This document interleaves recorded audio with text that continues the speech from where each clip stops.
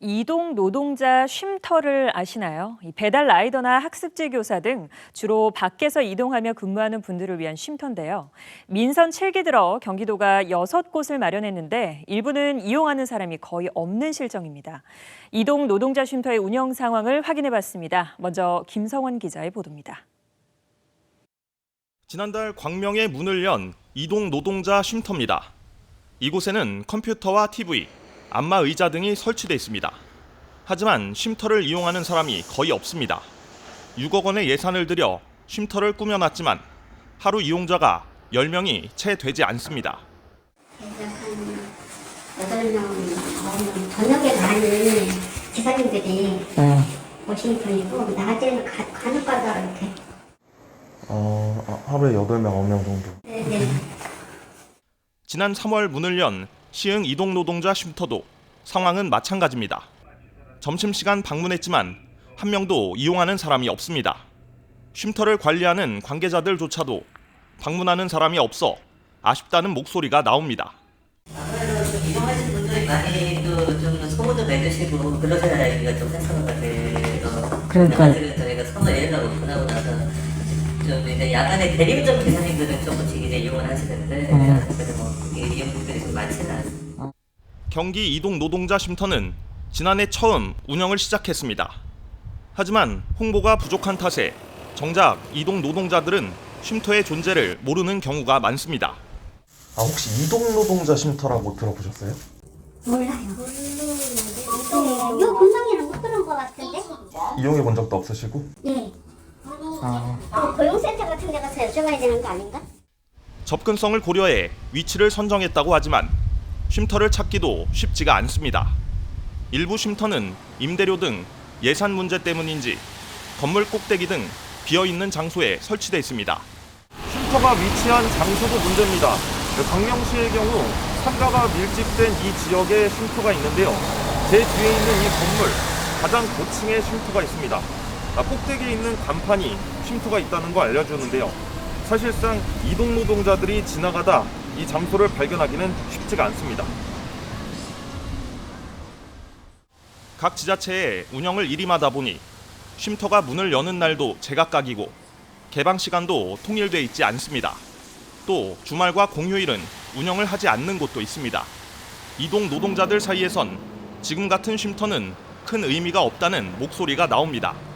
업무 시간을 다투는 이동 노동자들에겐 접근성이 무엇보다 중요한데 지역 내에 한 곳밖에 없고 건물 꼭대기에 위치하면 사실상 이용하기 어렵다는 겁니다.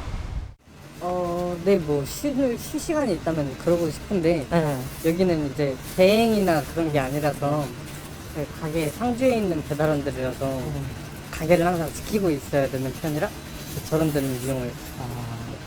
저런 장소가 있어도 네, 시간이 없단 말씀이죠. 그렇죠. 현재까지 도내에 설치된 이동 노동자 쉼터는 수원과 광명, 시흥 등 모두 6곳. 경기도는 올해 부천과 포천에 쉼터를 추가하고 안양과 의왕까지 늘린다는 계획입니다. 이동 노동자들의 휴식을 보장하기 위한 취지로 시작된 쉼터. 하지만 정작 이용하는 사람이 적어 예산 낭비라는 지적이 나오고 있는 가운데 지금이라도 실효성 있는 대책 마련이 필요해 보입니다. BTV 뉴스 김성원입니다. 앞서 보신 것처럼 이동 노동자 쉼터 이용률이 저조한데요. 그렇다면 왜 이렇게 활용이 잘 이루어지지 않는 걸까요? 일부에서는 이동 노동자 쉼터 존재 자체를 모를 뿐만 아니라 이용자가 특정 직군에 국한되는 문제점도 지적되고 있습니다. 이 문제는 김효순 기자가 취재했습니다. 보험 설계사로 일하고 있는 이은영 씨. 고객과 만남을 이어가는 일상 속에 남는 시간은 늘 고민입니다. 중간에 이제 시간 텀이 있을 때 보통은 장소가 없으면 차에서 휴식을 취하거나 덥거나 추울 때는 이제 차에 시동을 켜놓아야 되는 그런 이제 불편함들이 이제. 이 씨와 같은 직업군과 대리운전, 배달 등의 일을 하는 이들을 위해 마련된 공간이 이동노동자 쉼터입니다. 하지만 쉼터가 있는지조차 모르는 사람이 많습니다. 그 쉼터라는 장소라는 게 있는지 저는 이제 처음 들었는데 이동 노동자의 어떤 계층이나 이런 분류가 이제 남자분들이 좀 많은 것 같아요. 편하게 가지지는 않을 것 같다는 생각이 들어요. 이동노동자 명칭에 대한 인식조차 없는 이들도 많은 데다 다양한 직군이 이용하는 장소다 보니 그에 따른 우려도 나오고 있습니다. 이동 노동자라는 단어가 되게 생소하고요. 그러니까 그런 노동자에 제가 속한다는 것도 이제 좀 처음 알게 되었고, 또 그런 공간이 있다라는 것도 진짜 처음 들었어요. 좀 남녀 구분을 좀 되어진다면은. 이런 인식은 시설 이용자 통계로도 드러납니다. 하루 평균 26명 정도 이용하는 수원 이동노동자 쉼터의 경우에도 이용층이 확연히 갈리고 있습니다. 수원 이동노동자 쉼터가 문을 연 지난해 2월부터 최근까지 방문객 현황을 살펴보면 대리운전 기사가 3,449명으로 전체의 69%를 차지하고 있습니다. 다음으로는 요양보호사로 206명이 이용해 4%에 그쳤습니다. 성별로는 남성이 4,050명으로 전체 이용객의 81%입니다. 사실상 남성 대리운전 기사가 이용하는 시설이 되고 있는 겁니다. 시설마다 남녀 휴게실이 따로 마련돼 있긴 하지만 성별 방문객 수의 차이가 워낙 크다 보니 불편이 뒤따릅니다. 특수고용직의 그 현장에 근무하시는 분들이 많다 보니까 땀을 많이 흘리시는 부분들이 있기 때문에 샤워장도 좀 필요하고, 그리고 이제 여성으로서 보면 이제 화장실 이용하는 부분이 좀 많이 불편하거든요. 성별이나 직군 특성을 고려해 시설 구성이나 배치를 달리해야 한다는 목소리가 나오는 가운데 애초 시설이 들어서는 위치에 대한 고민이 필요하다는 목소리도 나옵니다. 수원시청에 주차장을 이용하라고 했는데 거기서부터 여기까지 오는 그 거리가 있다 보니까 저희는 이제 시간이 많이 필요한 사람들이거든요. 근데 왔다 갔다 하는 그 시간이면 조금 불편한 부분들이 많이 있죠. 당장 시설 방문 계층을 다양화하기 위한 방안도 고민거리입니다. 수원 이동노동자 쉼터는 먼저 다양한 직업군의 시설을 알리는 홍보 활동을 이어간다는 계획입니다. 또한 휴식 공간 제공 외에도 정책 정보나 행정 지원을 늘리는 등 대안을 마련 중입니다. 배달 노동자나 또 학습지 교사나 보험 설계사나 이런 분들은 여기 어떤 목적이 있어야 방문을 하실 수 있기 때문에 그러한 목적에 부합되는 프로그램 사업을 좀 활성화시켜 볼 계획입니다. 수원 이동노동자 쉼터 설치비로 2억 6천만 원이 투입된 가운데 매년 운영비로 2억 원이 넘는 예산이 들어갑니다. 운영 방식에 따라 최대 6억에 달하는 예산이 쓰이고 있는 도내 이동노동자 쉼터. 이동노동자 10만 시대, 그에 걸맞은 정책에 대한 고민과 동시에 보다 효과적인 시설 운영 방식에도 고민이 필요해 보입니다. BTV 뉴스 김효수입니다. 이동 노동자 쉼터는 마련됐지만 이용률은 저조한 상황에서 쉼터 조성은 추가로 계획 중인데요. 그렇다면 활성화 방안은 없는지 살펴봤습니다. 주하영 기자가 박재철 안산시 비정규 노동자 지원센터장을 화상으로 연결해 자세한 이야기 나눠봤습니다. 안녕하세요. 네, 안녕하세요. 예, 대리운전이나 퀵서비스 그리고 배달, 학습지, 보험 설계사 등 이렇게 업무 장소가 일정치 않은 분들을 위해서 만든 것이 이동 노동자 쉼터죠? 네, 맞습니다. 말씀하셨던 대로 업무 장소가 일정치 않고 주로 이동을 하면서 일하는 노동자들을 이동 노동자들이라고 하는데요. 특히 이제 야외 활동이나 이동이 많은 분들이 이분들인데요.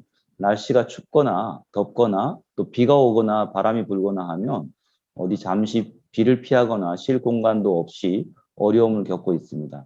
경기도가 지난해부터 지자체와 연계해서 이분들을 위한 쉼터를 만들고 있는 것은 대단히 인간적이고 또 인권적인 좋은 사업의 예라고 생각하고 있습니다.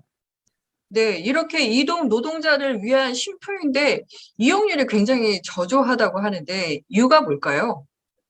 작년부터 시작된 코로나19의 영향이 가장 크다고 볼 수 있고요. 그렇지만 이왕에 시작된 의미 있는 사업이고 이후에 또 활성화시키려면 지금 이제 검토해봐야 될 문제들이 좀 있다고 봅니다. 가장 우선적으로 꼽을 수 있는 것은 홍보의 부족을 이야기할 수 있습니다. 작년 하반기에 저희가 이제 조사한 걸 보면 이동 노동자 3,000명 정도를 조사를 했는데요. 그중에 한 10% 정도가 이 쉼터가 있다는 것을 알고 있어요. 그래서 홍보가 절대적으로 부족한 상태에 있구나라고 할 수 있고요. 두 번째로는 프로그램의 다양성이 부족하다는 겁니다. 이동노동자 당사자들은 단순히 그냥 공간의 쉼터가 아니라 거기에 찾아가면 고충을 상담받고 또 가계금융이나 직업교육이나 당신들에게 필요한 여러 가지 서비스들을 제공받기를 원하고 있는데 실제 현재 운영되고 있는 이동노동자 쉼터는 시설을 빌려주는 또 이용할 수 있게 하는 수준에 머물고 있다는 것이 또 아쉬운 점이기도 합니다. 네, 그렇군요. 지금 말씀하신 거를 거꾸로 해보면 이동 노동자들이 필요한 시설은 이거다라는 결론이 나온 거 아닌가요?